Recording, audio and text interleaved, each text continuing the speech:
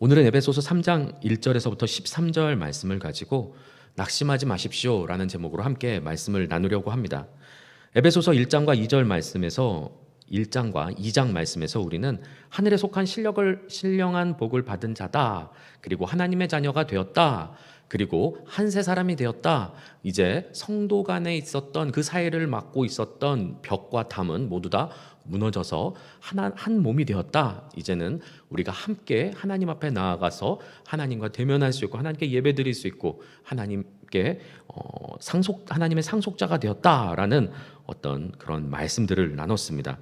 벅찬 감동과 소망을 가지고 1장과 2장 말씀을 나눴죠. 그리고 이제 페이지를 넘겨서 3장으로 넘겼는데 3장 1절부터 웬걸 어떤 말씀이 기다리고 있습니까? 감옥에 갇힌 죄수 바울이 우리를 기다리고 있습니다. 1장과 2장 말씀에서 하늘에 속한 신령한 복, 그리고 또한 우리에게 약속된 하나님의 그런 소망들로 우리의 마음이 마음껏 벅차 있었는데 마치 우리의 마음이 하늘 끝까지 올라갔다가 감옥에 갇힌 죄수 바울을 만나는 순간 그 올라갔던 마음들, 기쁘고 감격스러웠던 그 마음들이 어쩌면은 땅으로 떨어지는 일들이 벌어지지 않을까 모르겠습니다. 바울이 감옥에 갇혀 있다는 사실은 믿음이 연약한 성도들에게 그때 당시에 그 믿음이 연약한 성도들에게 시험이 될 수도 있습니다. 무엇 때문에 사도 바울 선생님께서 감옥에 가셨는가 여러 가지 생각이 그리고 또한 여러 가지 소문이 돌 수 있는 것이죠. 그리고 그러한 것들에 대해서 잘못된 소문이 돌게 된다면 얼마나 또한 실망스럽겠습니까? 한번 생각을 해보십시오. 제가 만약에 어느 날 갑자기 경찰에 연행되어서 감옥에 들어갔다는 소식을 접했다고 생각해 보십시오. 그러면은 그동안 단위에 올라와서 이렇게 설교하던 내용들은 과연 무엇인가? 백 목사의 인격은 무엇이고 죄를 감옥에 갇힐 만한 죄를 지은 백 목사의 인격은 무엇인가? 여러 가지로 시험 들게 되고 낙심하게 되고 말씀까지도 의심받고 불신되는 그러한 상황들을 직면하게 될 것입니다. 따라서 바울이 지금 감옥에 갇혔다는 그 사실은 바울 스스로가 어쩌면은 가장 숨기고 싶기도 하고 성도들에게 알리고 싶지도 않고 이미 성도들이 알고 있다 하더라도 굳이 한 번 더 언급해서 기억을 되살릴 필요가 전혀 없는 말씀처럼 보여집니다. 그렇지만 3장, 1장과 2장 말씀에서 우리에게 약속된 그 충만한 은혜를 축복을 나눈 이후에 3장 1절부터 바울은 자신이 지금 갇힌 자 되었다는 것에 대해서 밝히는 것을 전혀 두려워하지 않습니다. 오히려 당당하게 밝히죠. 그리고 성도들에게 낙심하지 말라고 권면합니다. 문제에 집중하거나 상황에 집착하면 우리는 금방 은혜를 받고도 소망을 갖고도 예배 드리고 나서도 교회를 벗어난 뒤에 금방 또 마음에 그런 은혜가 쏟아지는 것 같은 경험을 할 때가 많죠. 금방 소망을 잃고 감사가 금방 또 불평과 불만으로 변화되는 일들이 종종 있게 됩니다. 금방 걱정과 근심이 우리의 마음 가운데 자리 잡게 되는 것을 경험하게 되죠. 오늘 이 시간 이 자리에 앉아 계신 여러분 마음 가운데 그 마음을 짓누르고 있는 근심과 걱정이 있지는 않으십니까? 몸은 이 자리 가운데 나와 있지만 혹여나 여러분 삶 가운데 아직 풀리지 않은 문제들, 여러분 삶 가운데 가져다 주고 있는 근심과 걱정들이 있지는 않으십니까? 그러한 근심과 걱정들이 오늘 말씀을 통하여서 눈 녹듯이 사라지는 시간 되기를 소망합니다. 성경은 오늘 말씀은 바울의 그 말씀을 통하여서 어떻게 하면은 어려운 상황과 환경 가운데서도 낙심하지 않고 절망하지 않을 수 있는가에 대해서 나누고 있습니다. 그 말씀을 통하여서 우리 마음이 기쁨으로 회복되고 또한 소망을 가지고 어려움을 인내할 수 있는 시간 되기를 소망합니다. 자, 성경은 믿는 자에게 고난이 찾아온다고 말씀합니다. 예수 그리스도를 믿으면 삶이 평탄하고 형통하고 아무런 문제 없고 꽃길만을 걸어간다라고 말씀하지 않는다는 것이죠. 오히려 고난이 찾아온다라고 말씀을 합니다. 베드로전서 4장 12절 말씀입니다.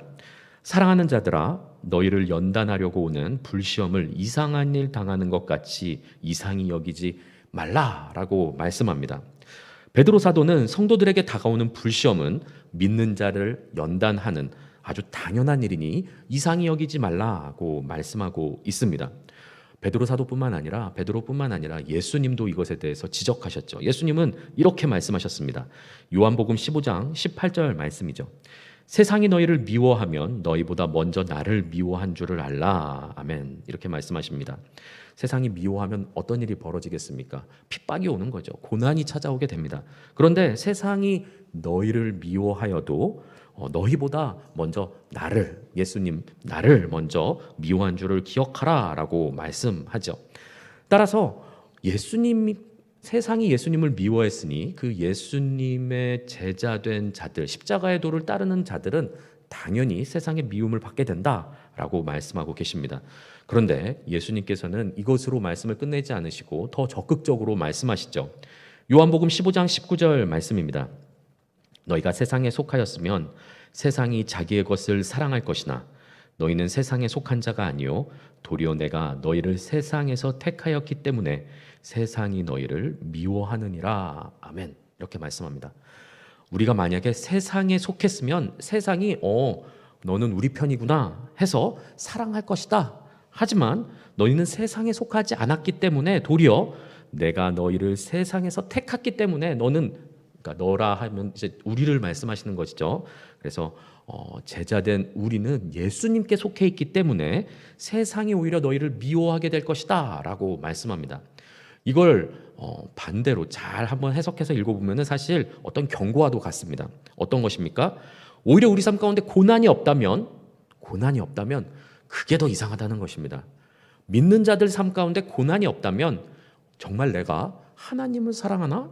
아니면 세상을 사랑하나? 점검해 보아야 한다는 것이죠. 세상을 사랑하는 자에게는 세상으로부터 오는 고난이 없다. 믿는 자가 당하는 불시험과 같은 그런 시험과 고난이 유혹이 없다라고 말씀하고 있는 것입니다. 따라서 여러분 삶 가운데 지금 믿음을 지키기 위해서 나의 잘못 때문에 겪게 되는 어려움 말고 내가 믿음을 지키기 위해서 하나님 말씀에 순종하며 살아가기 위해서 당하고 있는 고난이 있지는 않으십니까? 아마 학생 여러분들께서는 이제 학교에서 이제 어떤 세상 문화와 만나게 되면서 받게 되는 유혹과 시험들이 있을 것입니다.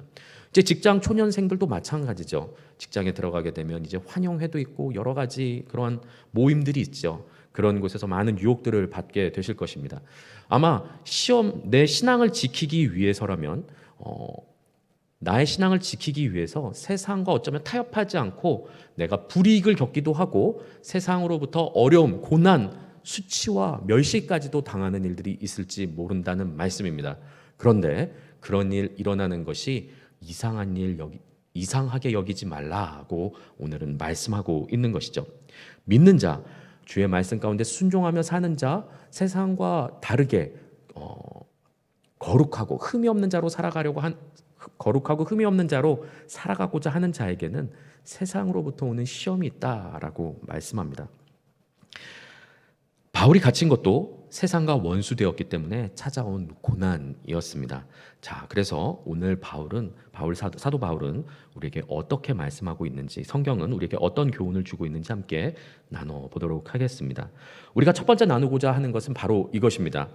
믿음의 눈으로 상황을 바라볼 수 있어야 한다는 것이죠. 우리 주변에 일어나고 있는 그 모든 상황들을 그냥 현상 그 자체로만 바라보는 것이 아니라 그것이 그냥 나에게 일어나는 고난, 나에게 다가오는 시험, 핍박을 그냥 그 핍박 그 자체로만 바라보고 육신의 눈으로만 바라보고 그것을 그대로만 이해하려고 한다면은 어려움 가운데 빠지게 되는 것이죠. 낙심하고 절망하게 됩니다. 하지만 바울 사도는 오늘 말씀을 통하여서 믿음의 눈을 열 것을 말하고 있습니다. 그래서 눈에 단순히 보이는 육신의 눈으로 보이는 현상을 넘어선 그 너머에 있는 하나님의 섭리 혹은 영적인 전쟁까지도 바라볼 수 있어야 한다라는 것들을 교훈하고 있습니다. 그래서 오늘 첫 번째로 나누고자 하는 것은 바로 믿음의 눈을 열어야 된다는 것입니다. 1절 말씀입니다. 이러므로 그리스도 예수의 일로 너희 이방인을 위하여 갇힌 자 된 나 바울이 말하거니와 아멘. 이렇게 말씀합니다. 바울이 지금 자기를 소개하는데 두 가지로 소개를 하고 있습니다. 첫 번째는 무엇이냐면 그리스도 예수의 일로 갇힌 자 되었다라는 것 한 가지와 두 번째는 너희 이방인을 위하여 갇힌 자 되었다라고 말하고 있습니다.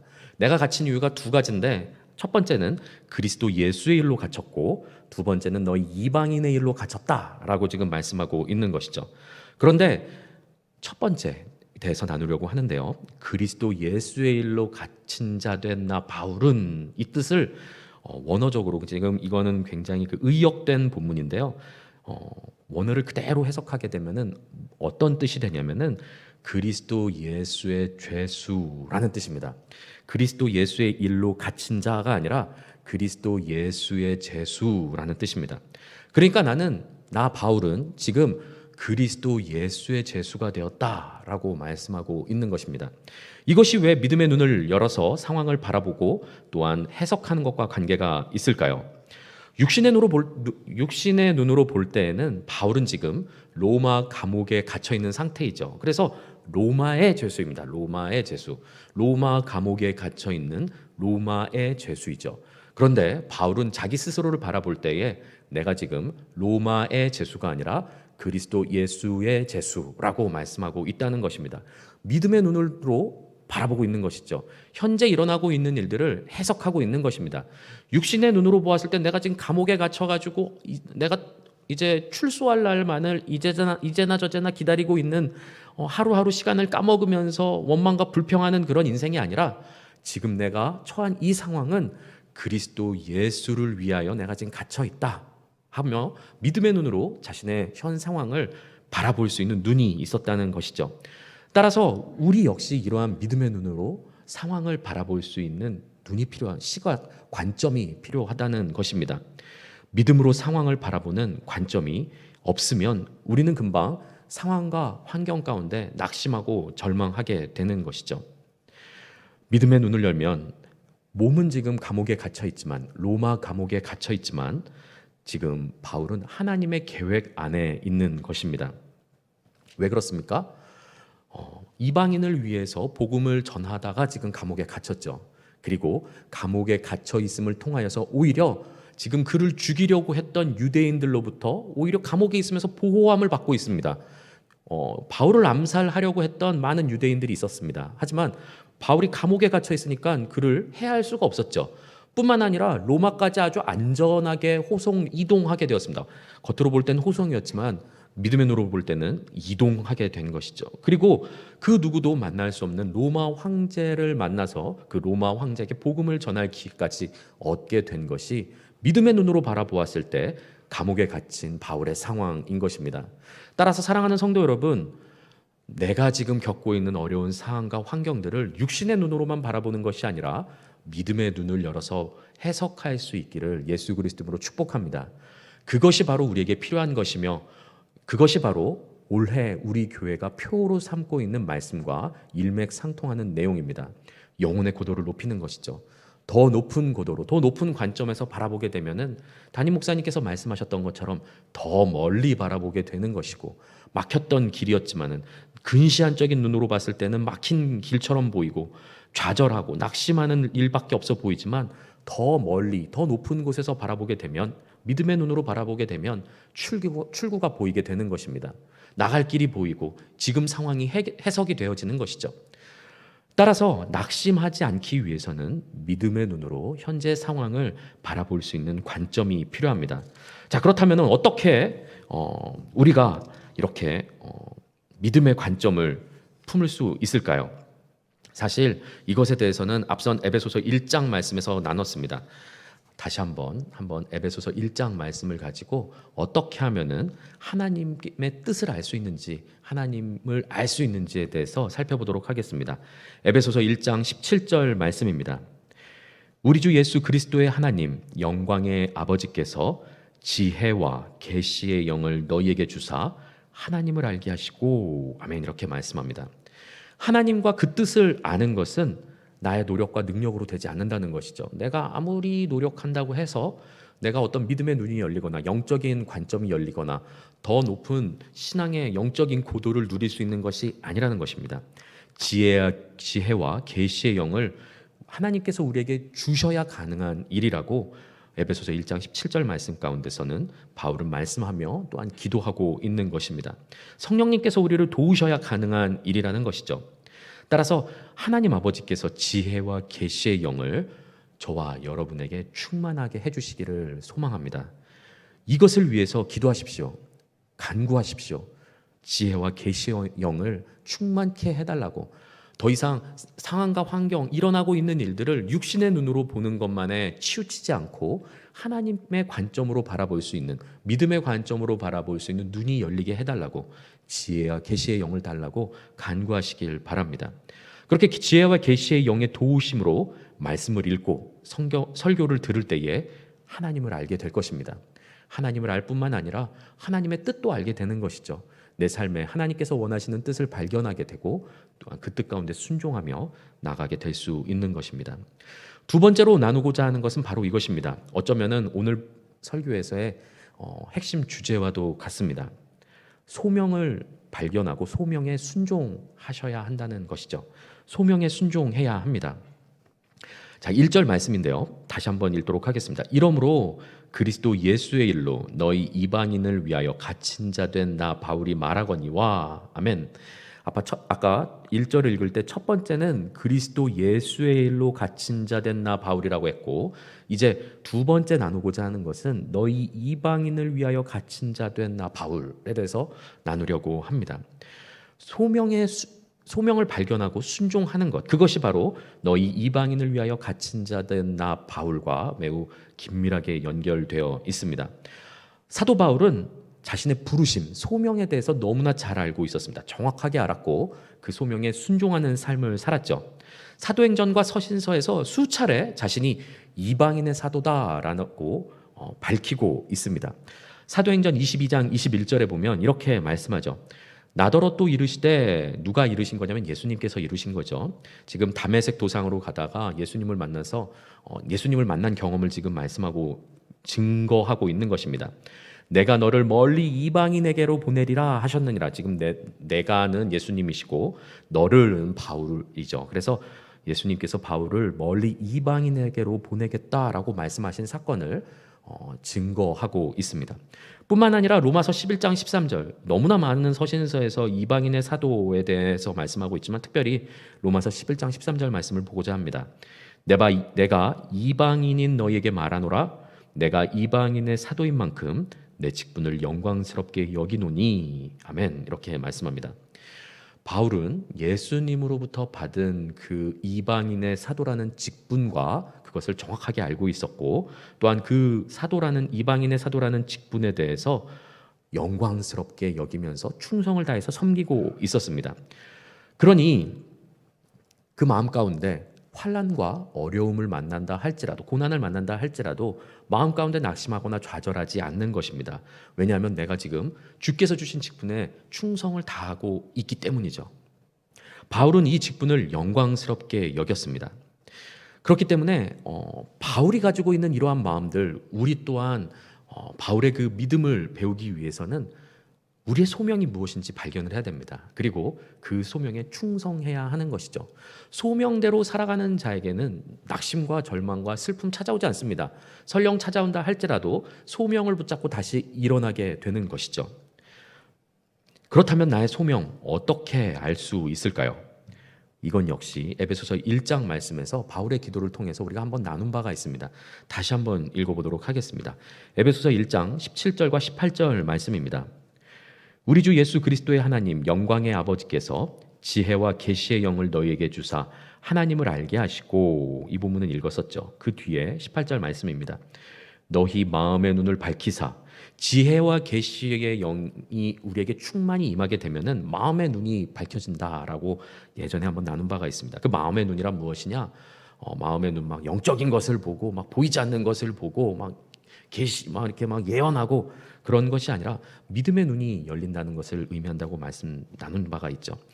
마음의 눈을 밝히사 그의 부르심의 소망이 무엇이며 성도 안에서 그 기업의 영광의 풍성함이 무엇이며 이러한 것들을 알게 하신다. 뒤에 이제 그런 말씀들이 계속해서 연결되어 있습니다. 하나님께서 지혜와 계시의 영을 주시면 마음의 눈이 밝아지는 것이죠. 믿음의 눈이 열리게 됩니다. 상황을 믿음의 눈으로 바라보고 하나님의 뜻과 관점으로 현 상황을 해석할 수 있게 됩니다. 부르심의 소망을 알게 되는 것이죠. 이 말씀을 착각하지 않으셔야 합니다. 오해하지 말아야 될 게 무엇이냐면은 하나님의 부르심의 소망을 알게 되면 모두 다 신학 공부해가지고 전도사, 목사, 선교사가 되어서 나가야 하는구나, 이렇게 오해하지 않으시길 바랍니다. 하나님께서 우리를 보내신 각자의 장소가 있습니다. 어디입니까? 우리 개인마다 전부 다 부르신 장소가 다 다릅니다. 학생들은 어디로 부르셨습니까? 학교로 부르셨습니다. 그리고 우리 모두는 가정으로 부르셨죠. 그리고 또한 직장을 가지고 있는 부모님은 어떻습니까? 일터와 사업장으로 불러주셨죠. 가정으로 보내주시고 또한 학교와 교우 관계로 부르셨습니다. 여러분께서 속한 그곳이 이미 하나님께서 부르신 자리라는 것을 믿으시기 바랍니다. 그곳에 하나님의 목적이 있습니다. 그곳으로 부르신 목적이 있다는 것이죠. 내가 나의 의지와 선택으로 직장을 선택하고 내가 공부해서 시험 쳐서 학교를 들어가고 해서 내가 선택했다라고 생각하지 마시길 바랍니다. 그리고 또한 내가 이 가정에서 태어난 것도 어쩌다 보니까 운으로 그렇게 그냥 어떤 나의 선택은 아니지만 더 좋은 집안에서 태어날 수 있었는데 내가 운이 없어서 여기서 태어났다, 그런 것 아니죠. 하나님께서 보내신 자리이고 하나님께서 세워주신 장소, 부르신 장소입니다.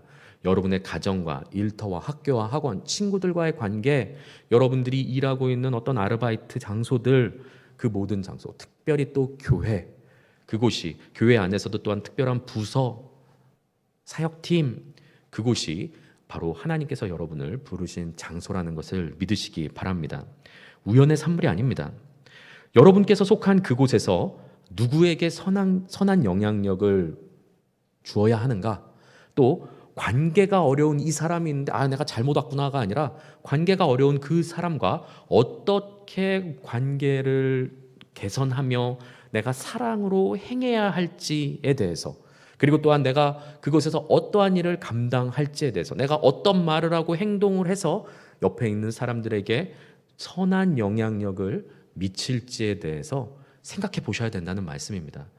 다른 자리, 다른 부르심의 소망, 다른 소명이 아니라 바로 여러분이 속해 있는 모든 삶의 영역마다 그곳이 하나님께서 여러분을 세워주신 장소이며 부르신 장소라는 것입니다. 그래서 그 목적을 알게 하시기를 구하십시오. 하나님, 나를 왜 이 가정에 보내셨습니까? 말이 좀 이상하네요. 하나님, 이 가정에 보내셨으니 이 가정 안에서 내가 믿지 않는 친척, 형제, 또한 부모님을 위해서 더욱 기도하게 하십시오. 이러한 부르심의 소망들이 있다는 것이죠. 또한 친구들과의 모임, 직장, 학교 어떻습니까? 세상의 그런 어떤 가르침과 그런 세상 풍조에 따라서 먹어라 마셔라 부어라 피어라 하면서 그들과 똑같이 휩쓸려 사는 것이 아니라 그들에게 믿는 자들로서 어떻게 사는 것이 하나님의 통치에 순종하며 사는 자인지에 대해서 내 안에 담겨져 있는 그리스도의 빛을 밝히 비춰낼 수 있는 삶을 살아야 된다는 것이죠. 하나님께서는 여러분 한 사람 한 사람을 그 자리 한 군데 한 군데 그 모든 영역들마다 부르심의 소망을 가지고 세우셨다는 것을 믿으시기 바랍니다. 그곳에서 여러분들은 선한 영향력을 행하셔야 됩니다. 하나님께서 갖고 계신 그 꿈들, 그리고 그곳에서 여러분들이 미치고자 하는 선한 영향력들이 있으시다는 겁니다. 하나님이 계획하신 바가 있다는 것입니다. 목적이 있다는 것이죠. 그 목적을 물어보셔야 됩니다. 기도로 물어보시고 내가 과연 누구를 위해서 이 자리에 서 있는가? 내가 무엇을 해야 되는가? 내가 누구를 만났을 때 어떻게 선한 말을 해야 되는가? 선한 언행을 통하여서 좋은 영향력을 미쳐야 되는가? 고민해 보셔야 한다는 것입니다. 결코 여러분이 있는 자리가 우연이 아니라는 것을 믿으시기 바랍니다. 그렇게 소명을 가지고 사는 자들 삶 가운데서는 고난이 찾아와도 쉽게 낙심하지 않습니다. 왜 그렇습니까? 내가 지금 하나님의 말씀에 순종하고 살아가고 있기 때문에 이 고난이 온다는 것을 알기 때문입니다. 그러니 내가 잘못하거나 나의 욕심과 나의 욕망, 정욕을 위해서 잘못된 선택을 해서 다가오는 고난, 죄값, 그런 것을 치르는 것이 아니라 하나님 뜻에 순종하기 위해서 겪게 되는 어려움들에 대해서 하나님께 의지하며 믿음으로 견딜 수 있는 능력이 생기는 것이죠. 바로 그것이 소명에 순종하고 소명을 알아가고 그 소명대로 살아가는 것이 오늘 말씀에서 주고 있는 큰 교훈입니다. 때로는 불합리한 일을 당하고 불경건한 것에 대한 유혹을 받을 수 있습니다. 그때마다 내가 누구인지, 하나님께서 나를 여기에 왜 보내셨는지 기억하시기 바랍니다. 우리는 하나님의 자녀이며 그리스도를 머리로 삼는 몸된 성전이고 하나님께 소명을 받아 보내진 사명자라는 것을 잊지 마시길 바랍니다. 세 번째로 계속해서 아니네요. 바울은 2절에서부터 11절 말씀을 가지고 계속해서 나누는데 자신의 소명이 무엇인지에 대해서 계속 강조해서 말씀합니다. 소명이 얼마나 중요한지에 대해서, 내가 무엇 때문에 이 고난을 당하고 감옥에 갇혔는지 그것에 대해서 말씀하고 있는 것이죠. 본문을 조금 더 살펴보도록 하겠습니다. 2절 말씀입니다. 너희를 위하여 내게 주신 하나님의 그 은혜의 경륜을 너희가 들었을 터이라. 곧 계시로 내게 비밀을 알게 하신 것은 내가 먼저 간단히 기록함과 같으니. 4절 말씀입니다. 그것을 읽으면 내가 그리스도의 비밀을 깨달은 것을 너희가 알 수 있으리라. 아멘.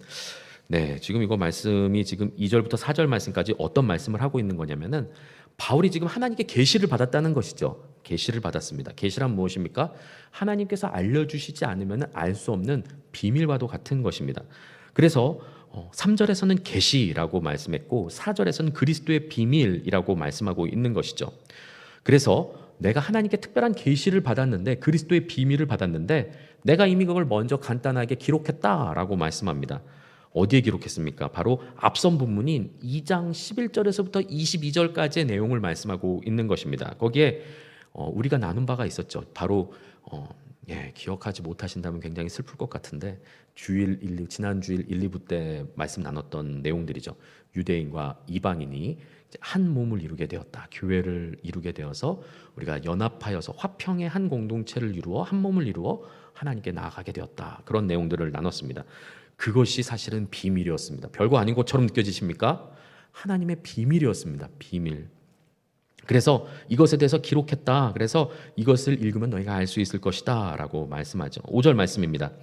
이제 그의 거룩한 사도들과 선지자들에게 성령으로 나타내신 것 같이 다른 세대에서는 사람의 아들들에게 알리지 아니하셨으니. 아멘. 이제 그 사실, 이방인에게 구원이 임했다는 사실을 모르는 사람은 아무도 없습니다. 교회 다니는 사람 중에 모르는 사람 아무도 없었습니다. 그렇지만 문제가 어디냐면 바로 여기에 있습니다. 이 비밀이 신약 시대에 와서 허용된, 또한 알려지도록 허용된 비밀이라는 것이죠. 하나님께서 예수님을 통해서, 예수님 오심을 통하여서, 그동안은 그 전에는 비밀이었지만 예수님 오심을 통해서 이젠 밝히 드러내신 비밀이 된 것이죠. 이제 비밀이 아닙니다. 선포되어져야 할 진리가 된 것이죠. 문제는 다른 세대 어디입니까? 구약 이스라엘 백성들, 유대교를 믿는 이스라엘 백성들, 유대인들에게는 이것이 알려지지 않았다는 것입니다. 그러니 이방인이 하나님의 자녀가 된다는 것, 그리고 이방인이 하나님의 유업에 참여한다는 것, 상속자가 된다는 것은 유대인에게 있어서도 안 되고 있을 수도 없는 일이었죠. 알 수 없는 일이었습니다. 그런데 다른 세대의 사람의 아들들에게 알리지 아니하셨다고 했는데, 참 슬픈 것은 다른 세대가 아니라 같은 시대에 살지만 마치 다른 세대에 사는 것처럼 유대교를 믿는 자들은 여전히 이 계시, 하나님 그리스도의 비밀을 믿지 못합니다. 받아들이지 않는 것이죠. 그래서 바울을 핍박하고 감옥에 가두게 됩니다. 바울이 지금 감옥에 갇힌 것에 대해서는 사도행전 20장과 21장, 22장에서 자세히 등장하는데, 보면은 이방인에게 복음을 전했기 때문에 오해, 그리고 또한 누명을 쓰고 로마 감옥에 투옥되게 되죠. 바로 이방인에게 복음을 전하다가 지금 바울은 감옥에 갇히게 된 것입니다. 6절 말씀입니다. 이는 이방인들이 복음으로 말미암아 그리스도 예수 안에서 함께 상속자가 되고 함께 지체가 되고 함께 약속에 참여하는 자가 됨이라. 아멘. 이렇게 말씀합니다. 계속 함께가 강조되죠. 함께 상속자가 되고, 이방인도 이제 함께 상속자가 되고 함께 지체가 되고 함께 약속에 참여하는 자가 되었다라고 말씀하고 있습니다. 그러나 유대교 신봉하는 자들은 이 사실을 믿지 않는 것이죠. 받아들이지 않는 겁니다. 그러니 바울을 배교자로 여기면서 핍박하게 되어 또한 감옥에 가두는 일까지 가게 된 것이죠. 7절과 8절 말씀입니다. 이 복음을 위하여 그의 능력이 역사하시는 대로 내게 주신 하나님의 은혜의 선물을 따라 내가 일꾼이 되었노라. 모든 성도 중에 지극히 작은 자보다 더 작은 나에게 이 은혜를 주신 것은 측량할 수 없는 그리스도의 풍성함을 이방인에게 전하게 하시고, 아멘, 이렇게 말씀합니다.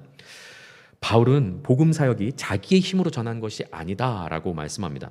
하나님께서 능력으로 역사하셔서 내가 가능했다라고 겸손하게 고백하고 있는 것이죠.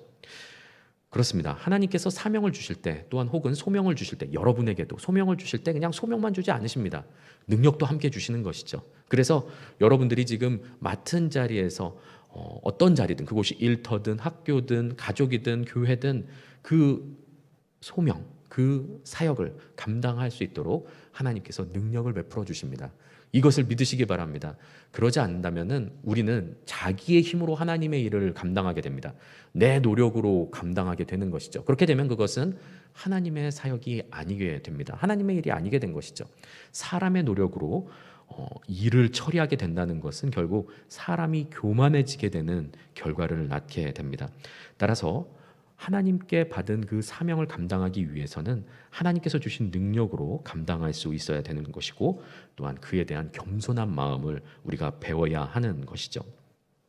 그래서 이제는, 과거에는 비밀이었지만 8절 말씀 마지막에 보면 이제 그것은 더 이상 비밀이 아닙니다. 그래서 이방인에게 전해야 할 진리가 된 것입니다. 뿐만 아닙니다. 9절과 10절 말씀에서 무엇이라고 말씀합니까? 영원부터 만물을 창조하신 하나님 속에 감추어졌던 비밀의 경륜이 어떠한 것을 이제 드러나게 하려 하심이다 라고 말씀하죠. 8절에서는 이방인에게 전하게 하시고, 9절에서는 그것을 드러나게 하려 하시고, 10절 말씀입니다. 이는 이제 교회로 말미암아 하늘에 있는 통치자들과 권세들에게 하나님의 각종 지혜를 알게 하려 하심이다, 이렇게 말씀합니다. 이방인이 이제 구원받게 됐다는 사실은 더 이상 비밀이 아니라는 것이죠. 이방인에게 전해야 될 복음의 소식이고, 또한 만물에게 전부 다 만물 모든 사람들에게 드러나야 될 진리이며, 또한 뿐만 아니라 하늘에 있는 통치자들과 권세들에게 알려야 될 사실들이다라고 말씀합니다. 하늘에 있는 통치자와 권세들이 누구입니까? 악한 영의 세력을 이야기합니다. 지금 세상을 붙들고 있는 더럽고 악한 영의 세력들을 이야기하는 것이죠. 그 악한 영의 세력들에게 하나님께서 승리하셨다, 하나님께서 사랑으로 그의 무궁하신 지혜로 말미암아 이제 이방인까지도, 그리고 유대인까지도, 또한 모든 인류를 그리스도의 피로 말미암아 죄 용서하시고 구원하셨다라는 것을 선포해야 한다라고 말씀합니다. 그런데 중요한 말씀이 10절 말씀에 있습니다. 이 모든 사역들을 이제 누가 감당하느냐? 처음에는 바울이 받았지만 10절 말씀 보십시오. 이는 이제 교회로 말미암아라고 말씀합니다. 그 바통을 교회가 이어받은 것이죠. 교회가 해야 될 사명, 소명, 바로 여기에 있는 것입니다. 복음을 전파해야 될 사명을 갖게 된 것이죠. 뿐만 아니라 하늘에 있는 악한 영들에게 하나님의 승리의 소식, 각종 지혜, 하나님께서 그 지혜로 이렇게 구원하셨다라는 것을 선포하고 알려야 될 사명이 바로 저와 여러분에게 있다는 것입니다. 교회의 이 사명이 위탁된 것입니다. 자, 그렇다면 하늘에 있는 통치자와 권세들에게 하나님의 각종 지혜를 알게 하려면 어떻게 해야 됩니까? 교회 밖에 나가서 하늘을 대고서 허공에다 대고서 하나님께서 승리하셨다라고 외쳐야 됩니까? 물론 아닙니다. 자, 어떻게 해야 될까요? 하나님의 자녀답게 살아야 됩니다. 앞서서 말씀드렸던 것처럼 각자의 부르심의 자리가 있습니다. 소명이 있죠. 소명. 그 각자의 자리, 직장이든 일터든 학교든 친구 관계든 교회든 가정이든 그곳에서 하나님의 자녀답게 사는 것입니다. 성도 사이에 허물어진 막힌 담을 다시 쌓지 말아야 한다는 것이죠. 다시 원수되는 관계로 돌아가면 안 된다는 것입니다. 사랑으로 연합하여서 주의 뜻에 순종하는 삶을 살아내는 것입니다. 내가 속한 삶의 모든 영역에서, 그곳에서 세상 풍조와 가르침이 있다 할지라도, 유혹과 핍박과 또한 두려움을 가져다 준다 하더라도 그 가르침과 풍조를 따르지 않는 삶을 사는 것입니다. 만약에 그러한 것들이 유혹을 받고 또한 핍박을 받아서 그것을 사랑하게 되어 혹은 두려워하여서 세상 풍조와 가르침에 따라가게 된다면 내가 속한 그 영역은 하나님 나라가 아니라 세상 나라가 되게 되는 것이죠. 하나님의 나라는 장소적 개념이라기보다는 통치의 개념입니다. 누구의 통치에 순종하느냐에 따라서 그곳이 하나님의 나라가 될 것이냐, 세상에 속한 악한 영의 통치가 이루어진 악한 영의 나라가 될 것이냐가 결정됩니다. 세상은 악한 영이 지금 공중권세 잡은 자들에 의해서 악한 문화와 하나님께 불순종하는 것으로 가득한 가치관으로 세상 가운데 살고 있습니다. 그러한 세상과 문화가 붙잡고 있는 세상 풍조 속에서 우리는 세상의 가르침을 따라 사는 자가 아니라 그 모든 세상의 가르침을 거절하고 세상의 가치관을 거절하고 하나님의 말씀과 뜻에 순종하며 살아가는 자들이라는 것이죠. 그렇게 살아갈 때에 그곳이 하나님의 나라가 될 줄 믿습니다. 세상의 가르침대로 살아가면 그곳은 세상 나라가 됩니다. 그런데 여러분의 삶 가운데 아까 전에도 잠깐 말씀드렸다시피 대학을 처음 들어가거나 아니면 회사에 처음 들어가거나 아니면 어떠한 모임이 있는 곳에서 세상의 유혹과 세상의 방법으로 즐기는 것이 계속해서 우리의 삶을 유혹하죠. 그것을 한 번, 두 번 계속 허용하고 그 뜻에 따라 살게 된다면 우리는 하나님의 자녀이지만 세상과 전혀 분별함 없이 거룩함 없는 삶을 살게 될 것입니다. 전혀 힘을 쓰지 못하는 삶을 살게 될 것이고 고난과 환난이 다가왔을 때 낙심하고 금방 절망하며 하나님을 원망 불평하는 인생으로 살 수밖에 없다는 것이죠. 하지만 믿음을 지키고 또한 하나님의 말씀 가운데 순종하며 살려고 하는 자들, 그리고 또한 성령님의 도우심을 간절히 구하며 하나님의 도우심을 구하며 그 말씀을 지키는 자들에게는 그 순간이 잠시 고난으로 다가올 수 있지만 그 고난이 영광이라는 것을 발견하게 될 것입니다. 바로 그 말씀을 하고 있는 것이죠.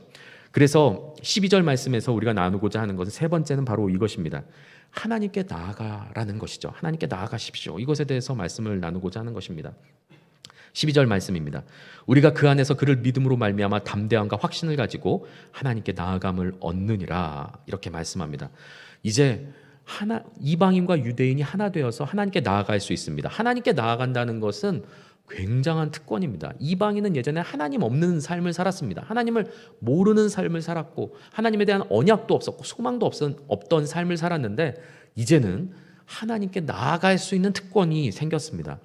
기도로 나아갈 수 있으며 특별히 예배함으로 나아갈 수 있습니다. 사랑하는 성도 여러분, 기도와 예배에 대해서 간과하지 마시길 바랍니다. 기도와 예배는 우리에게 믿는 자들에게 큰 능력이 된다는 것을 믿으시기 바랍니다. 그렇게 나아감을 통하여서 하나님의 능력을 경험할 수 있는 것입니다.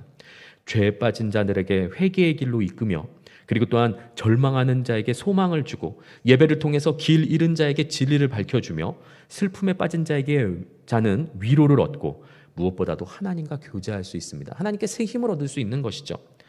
그리고 오늘 말씀에 있는 것처럼 낙심하는 자에게는 믿음이 더욱더 부어지게 될 것입니다. 사랑하는 성도 여러분, 기도의 끈을 놓지 마시길 바랍니다. 예배에 대해서 타협하지 마시길 바랍니다. 하나님께 나아가는 것은 믿는 자에게 특권입니다. 그것을 거절하는 순간 세상 사람들과 차별점이 없어져 버리게 되는 것이죠.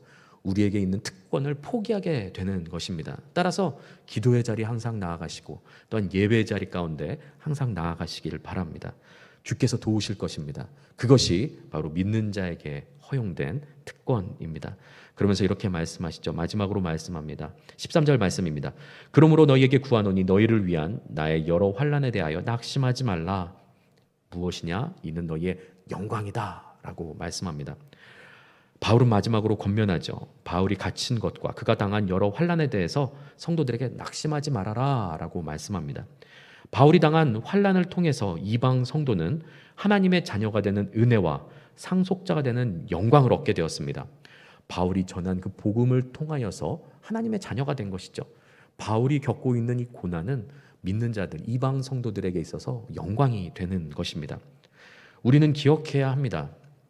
십자가 없는 부활은 없습니다. 예수님께서 십자가 달리시는 것이 두려워서 십자가를 피했다면 부활을 경험하지 못하게 되겠을 것입니다. 또한 성도들에게도 마찬가지입니다. 고난 없는 영광도 없습니다. 고난을 피해서 영광을 얻는다는 건 참 어려운 일이겠죠. 마귀는 우리 삶 가운데 찾아오는 모든 고난을 피해서 넓은 길로 가도록 유혹합니다. 세상과 적당히 타협해서 고난을 피해 가도록 길이 열린 것처럼 보이게 만들면서 그 유혹의 길을 제시하죠.